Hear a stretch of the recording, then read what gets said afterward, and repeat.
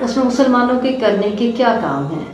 ہم سب سے پہلا کام یہ ہے کہ ان کی یہ حالت سن کے، غزہ کے مسلمانوں کی یہ حالت سن کے ہمارے دلوں کے اندر ہم درد محسوس کرتے ہیں یا نہیں؟ دوسرا کام کیا ہے؟